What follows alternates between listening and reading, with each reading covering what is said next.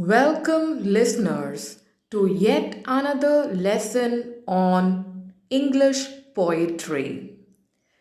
In this video, we will learn and try to understand a legendary poem by Sarojini Naidu in the Bazaars of Hyderabad. First of all, let us know about Sarojini Naidu.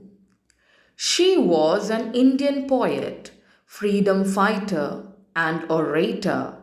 She was the president of Indian National Congress and the first woman governor in India. She used to recite her poem in a melodious, inspiring, and hypnotic voice. That may be the reason that she came to be known as the Nightingale of India. Her poems are very lyrical and vivid with sophisticated style, imagery, symbolism, and filled with similes, metaphors, and alliteration. She described nature, Indian customs, traditions, Indian people, and places with joy, optimism, and patriotism. Her published collections include The Golden Threshold, The Bird of Time, Songs of Life, Death and the Spring, The Broken Wing, Songs of Love, Death and the Spring, The Feather of the Dawn. Before moving on to the poem, let us understand the context of the poem.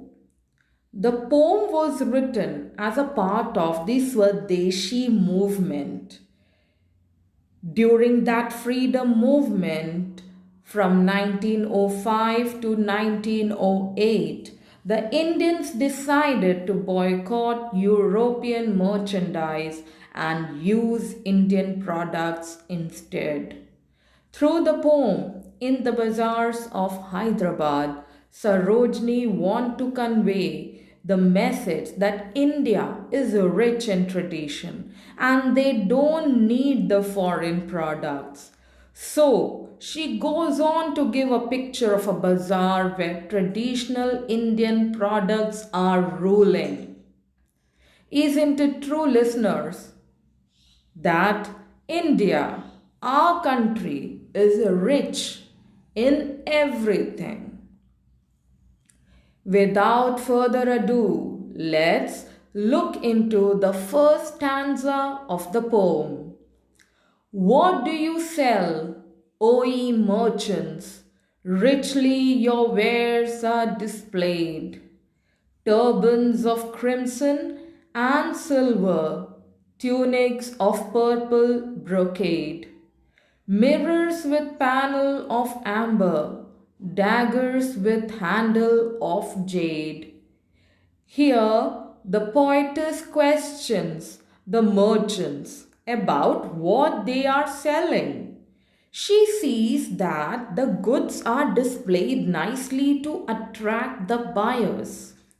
The merchants reply that they are selling crimson, that is deep red, and silver colored turbans, purple brocade tunics, mirrors with amber frame, and daggers with the handles of jade. Jade is a precious gemstone which is green in color. Moving on to the second stanza. What do you weigh, O ye vendors? Saffron and lentil and rice. What do you grind, O ye maidens?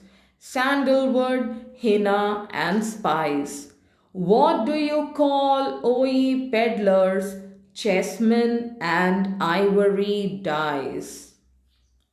The poetess then visits the vendors, maidens, and the peddlers, that is, salesmen. She asks the vendors what they are weighing for sale. The vendors reply that they are weighing saffron, lentil, and rice. She then asks the maiden girls what they are grinding. The reply comes that they are grinding sandalwood, henna, and spices. And now the peddlers are asked what they are calling as their trade cry.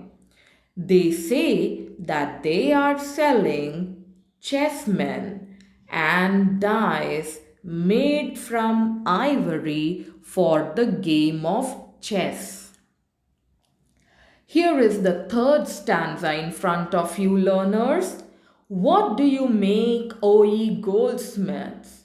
Wristlet, anklet, and ring, bells for the feet of blue pigeons, frail as a dragonfly's wing, girdles of gold for dancers, scabbard of gold for the king. Here, the poetess now goes up to the goldsmith and asks them what they are making.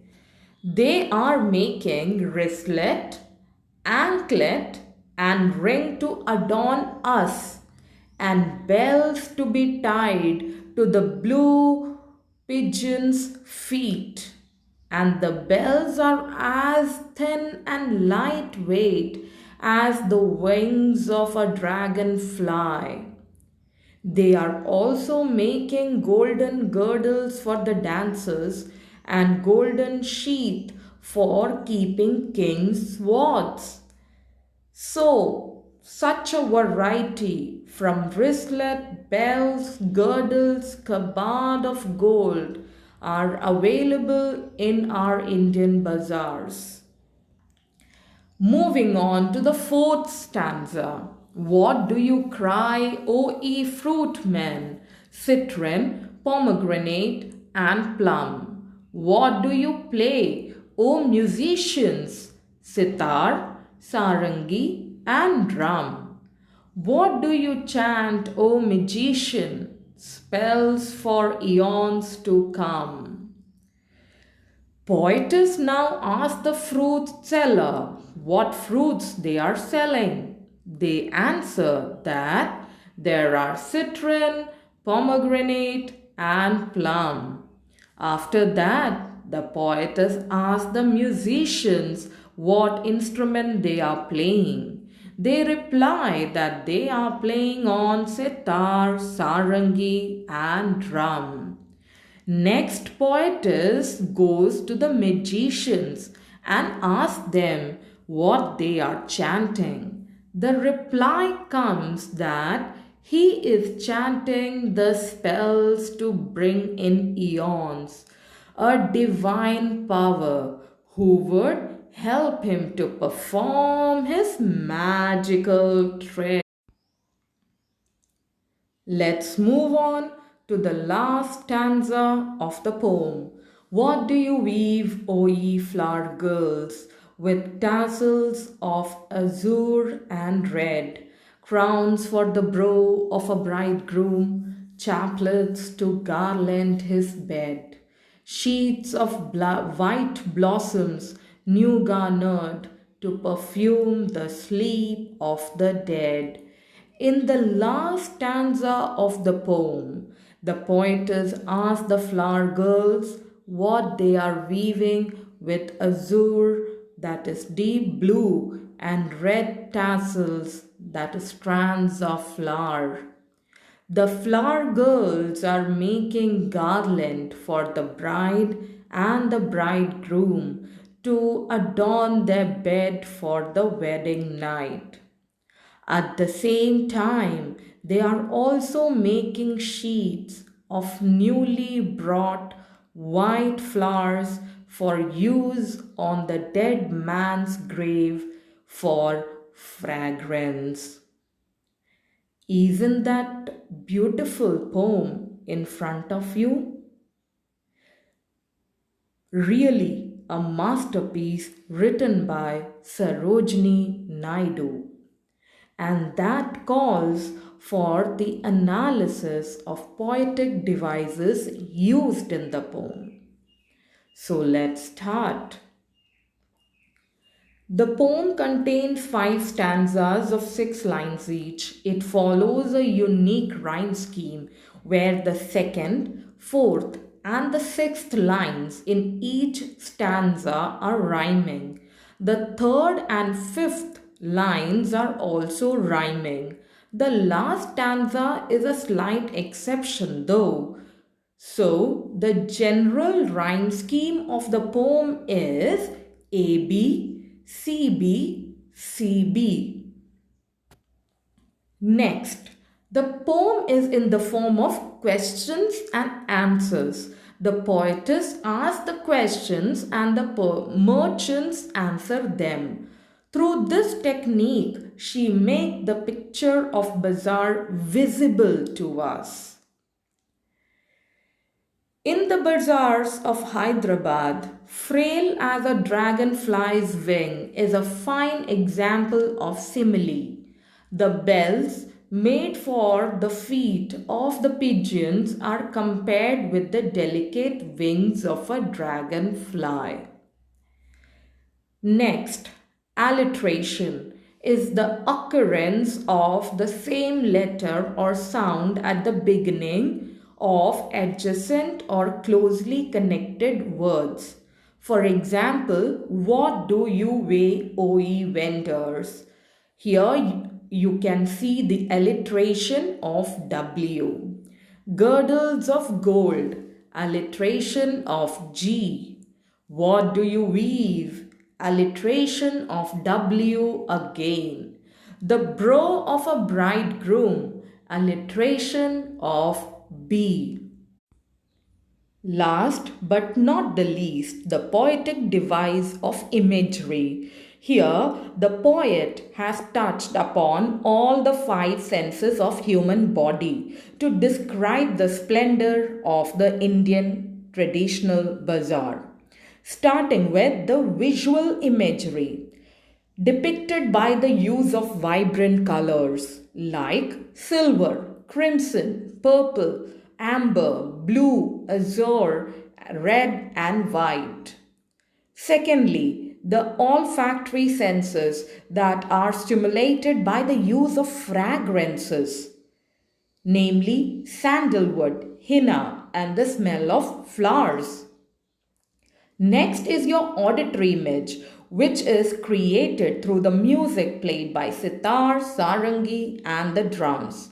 Also, the chanting of magical spells by magicians produces an auditory image in the minds of the reader. Not to forget the gustatory imagery, that is, the sense of taste which is created through the portrayal of fruits like lemons, pomegranates, and plums, staple Indian food, lentils, and rice.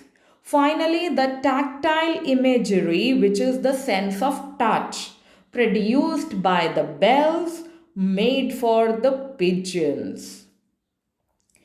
So, that was the poem In the Bazaars of Hyderabad by Sarojini Naidu. Along with the explanation and the analysis of the poem with respect to the poetic devices used. I hope this video will help my learners to understand this masterpiece written by Sarojini Naidu. That's all from my side in this video. Thank you all for watching.